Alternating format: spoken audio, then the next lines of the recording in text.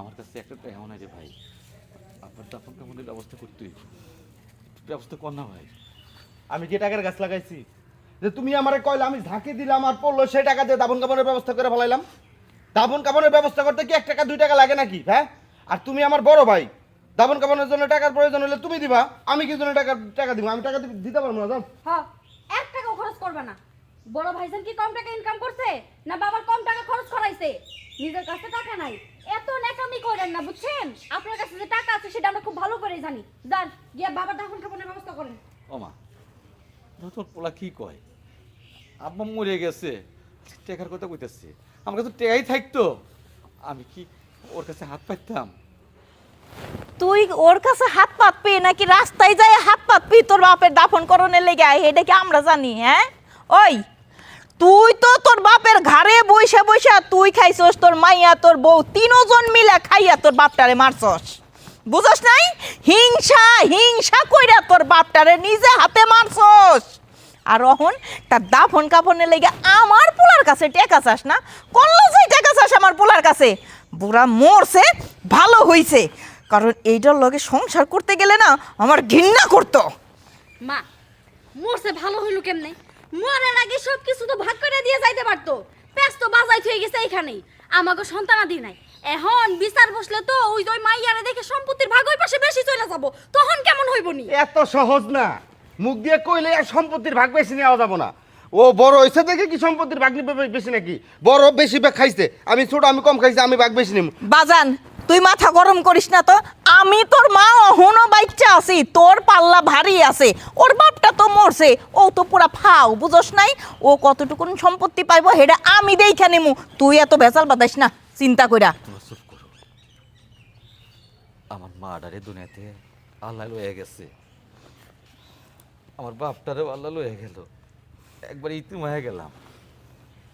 যারা আমার আপনজন ছিল তারা তো চলে গেছে। এই বাড়ি করতে আমি কি করবো? আমার বাড়ি ঘরের দরকার নাই। বাইরে তোর কাছে অনুরোধ করে কই, আমার বাঘের সব সম্পত্তি তোরে দিয়ে দেবো, তুই আমার বাপের দাফন কাপড়ের ব্যবস্থাটা কর ভাই। এই এত নেকা কান্না করে লাভ নাই। আমার কাছে টাকা পয়সা থাকলেও আমি দিব না। তোমার মন চাইলে তুমি দাফন কাফন করো, নাইলে এমনি যাই তুমি পুঁতে রেখো, আমার কোনো সমস্যা নাই। আমার এটা নিয়ে কোনো সমস্যা নাই। আব্বা, ও আব্বা, আমার তুমি তো কখনো মন থেকে না ভালোবাসো নাই, তাতে আমার কোনো দুঃখ নাই, কিন্তু তোমার লাইগা আমি তোমার লাগি কিছুই করতে পারলাম না। তোমার দাফন কাপড়ের ব্যবস্থাটা করতে পারলাম না। আমার সব সম্পত্তি দিয়াও তোমার দাফন কাপড়ের ব্যবস্থা করতে পারলাম না। তুমি আমার মাফ করে দিও আব্বা, আমার মাফ করে দিও। আমার দাফন কেমন কেউ করতে হইব না। হ্যাঁ, আমি মরার আগে একটু মইরা দেখলাম যে আমার সয় সম্পত্তি আমার পোলা পানগুলা কি করে। আব্বা, তোমার কিছু হয় না? আমি জানতাম তো। আমিও জানতাম, আমিও জানতাম। ওগো সত্যি তুমি তো বাইসাই রইছো। এই দেখ তুই খালি খালি এই যে নাকে কান্না কানতেছিলি, এই তো আমার স্বামীটা বাচ্চা রইছে। বাইসা রমুনা, আমার গায়ে দা গন্ধ কয়, সইরা থাকো। আমার গায়ে দা গন্ধ কয়, আমি মইরা গেছি না, আমার এখন কেউ দাফন করবো না। আর তোমরা আরে দেখ, একটা সৎ ভাই আর এক রক্তেরই তো ভাই, তাই না? কেমনে তোরা আল্লাহ এরকম করস? হ্যাঁ, আর আমি মইরা গেলে আমার সয় সম্পত্তির কানা পড়ি তো তোরা ওরা দিবি না, ওরা বাইর থেকে বাই করে দিবি। তুমি হুদাকে আমি ভুল বুঝছো না তো?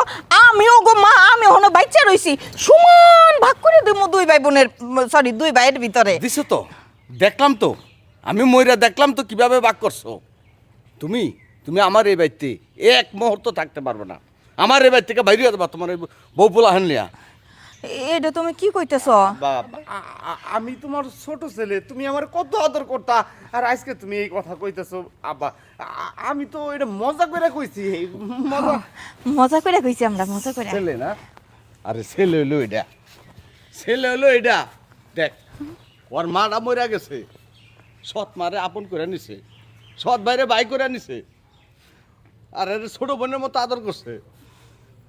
আর এই পোলা বিনা হিসাবে, বিনা সয় সম্পত্তির টাকা পয়সা ছাড়া আমারে দাফন কাফন করতে কয়। আর তোরা তোগো একজনের মনে কি একটু বাঁধলো না যে এই লোকটা মারা গেছে আর একটু দাফন কাপন করি? ছি, এতই তো লোভ। আব্বা বেঁচে আছো, এটাই তো আমার সম্পদ।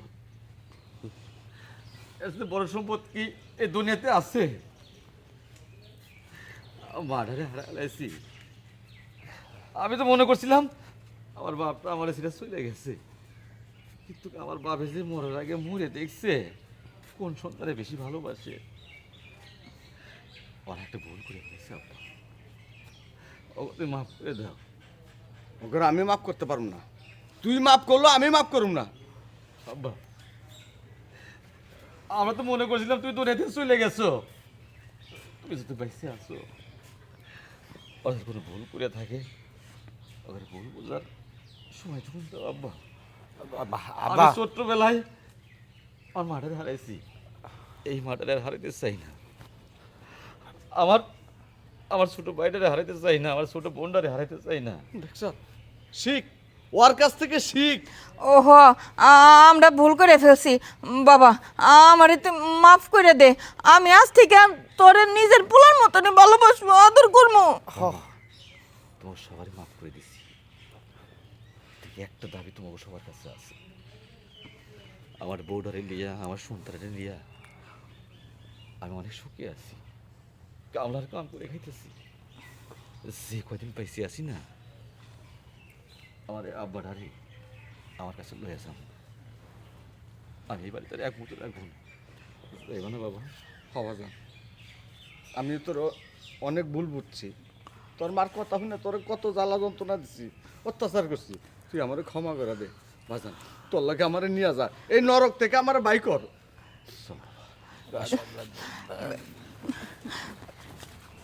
এটা কি হইলো? আরে আমার হয়েছে, ভালোই তো হয়েছে। কি ভালো হইছে, এখন ভাইজান যদি আব্বারে বোঝায় সমস্ত সম্পত্তি নিজের করে নেয় তখন কি হইব? এটা তো চিন্তা করি। চলো চলো তাড়াতাড়ি চলো। চল